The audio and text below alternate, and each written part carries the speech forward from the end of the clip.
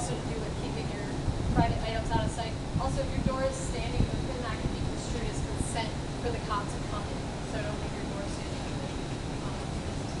Private items out of sight. What was that? That's what they've been using. Oh. I don't know what it is. Just so you know. Finely ground powdered weed, colored cocaine. Yeah. Okay. So in this scenario, Vincent and I have been arrested together. It was a cool heist. And so we've been arrested together and separated and put in separate cells. So we're sitting in separate cells and we haven't spoken to each other since the arrest. Vincent Castellani, I suppose you know you're in trouble. It's a pretty hard time. Oh, you got a nice little attitude considering your friend Marlon Katz in the other cell is crying his eyes out right now and telling us everything he knows about what you did. Yeah, whatever, man. You don't got nothing on me. Me and Marlon, like this, man. Race, whatever. Yeah, I know. I try to save my life, Well, he okay? doesn't got the same compunctions about ratting you out, so I'm just gonna, go get the rest of his statement. He's,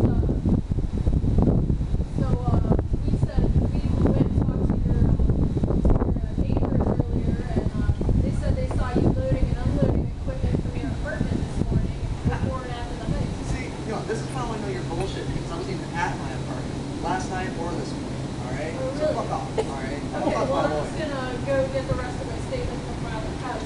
Yeah, you do that.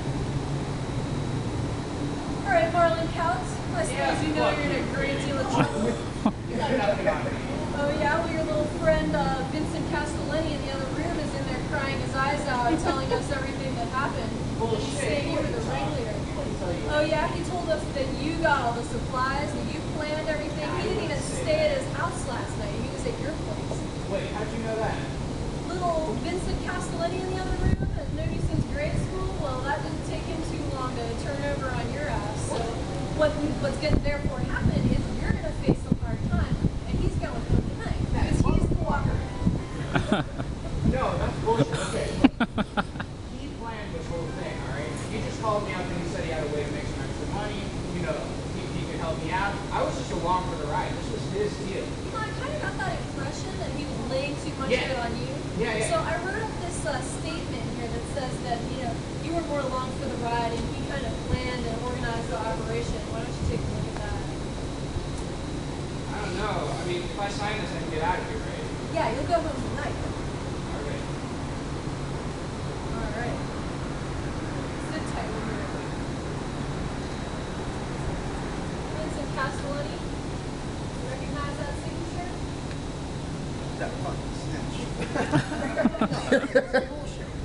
No, this is complete bullshit. This is... No, dude, no. Man, he's trying to pin this all on me. Man, like... No, this shit wouldn't even happen without him. Alright? I mean, look, okay. I did my fair share.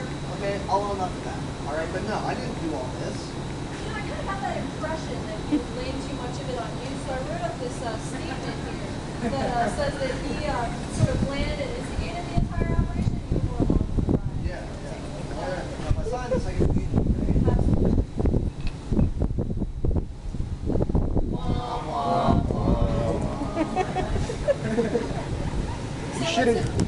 So what's important to remember about when you get arrested, if you do get arrested, which could happen, even if you know and assert your rights well, is that the police are still trying to gather information on you. They're still trying to make these charges against you stick.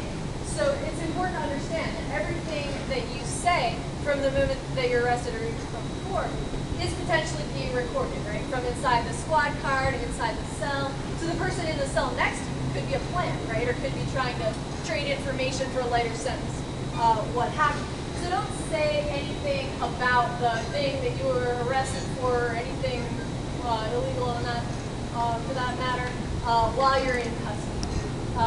It's important trying to gather information and evidence against you, and they are allowed to lie and say whatever bullshit they think is going to get you to give them that information, and it's perfectly okay. They're allowed to wave around a fake sign confession, make up fake witnesses, fake DNA evidence, whatever they think that they can use to get you to incriminate yourself or to get you to incriminate someone else. So what you saw here is called the snitch counter snitch tactic that police use, where they convince you that your friend snitched on you, and they convince your friend that you snitched on them, and get you to together rat each other out. So Vince and Marlon are going down for some hard times. Is that like game theory? Is that like game theory? It's like game theory. Right. Only the game is much simpler, right? Don't talk to the police. Right. I'm not the only nerd here. But that kind of stuff works on you. When you've just been arrested for something, you don't know what kind of charges you may be facing. They're telling you you're going to do some hard time. You're scared. You don't know. You maybe don't trust the person that you're with completely. So make sure that if you're going to do something that's potentially risky, that you trust the person that you're with, and that you've agreed with them ahead of time that nobody's going to talk to the police. So these tricks aren't going to work out because you're going to understand that your friend would never have ratted you out. And also what you saw there was Vince gave me a piece of information that he didn't think I was going to be able to use, right? I wasn't at my apartment last night, but that's all I needed, it turned out, to convince Marlon that he had ratted on him. So don't give the cops any information, regardless of whether you think right then that it's useful or not. You're never better off talking to the police. You can always talk to the police later with your lawyer if you and your lawyer decide together that that's the best plan. But anything that you say to the police, they can use against you. And you can never take that back, right? Anything that you say, you can never unsay that. So, furthermore, they're going to represent anything that you say in the light that they choose, right? They're going to go after you say what you said and write down what you said, and they're going to remember it in whatever way they feel like remembering it. And if it turns out later on to the jury, misrepresent what you said in a way that's disadvantageous to you, you saying, I never said that to the cop, he's changing the story, is not necessarily going to be that credible. So you're better off saying, I'm going to remain silent, I want to speak to a lawyer. And it's important to say that in that specific way. It may sound kind of legal easy, but if you say it that way, it has special legal weight. That is you invoking your Fifth Amendment right not to speak to the cops. So what that does is it's sort of like a light switch. You're flipping your rights on, and it requires the cops to stop asking you questions. If you say, I'm going to remain silent, it requires them to stop asking you questions right then. If you say the whole thing, I'm going to remain silent and I want to speak to a lawyer, it requires them to stop asking you questions until you've been before a judge. So that's you flipping your rights on. Now, if you say anything else after that, like, ow, you're stepping on my foot, can I go to the bathroom?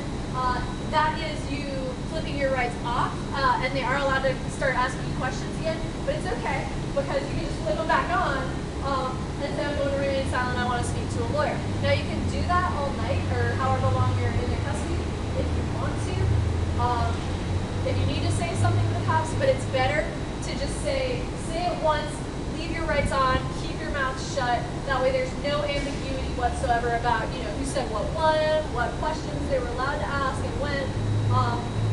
You asserted your rights, you kept your mouth shut, it's completely unambiguous, your lawyer will thank you later.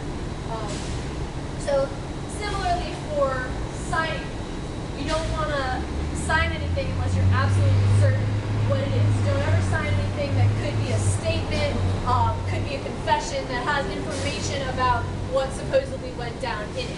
Now, if you get like a speeding ticket, they'll make you sign that. This is an agreement to appear in court, and it says it's not a confession or a statement about the incident. It's just an agreement to appear in court. Similarly, if you're getting released on bail or something like that. But if there's any doubt whatsoever about what this thing that you're signing is, don't sign it until you've seen a lawyer, right? Just like saying something, you can always sign it later with a lawyer present, but you can never take that signature back. And there are people that are sitting in jail and have been for decades because they forgot that one rule. Don't sign anything unless you're absolutely sure that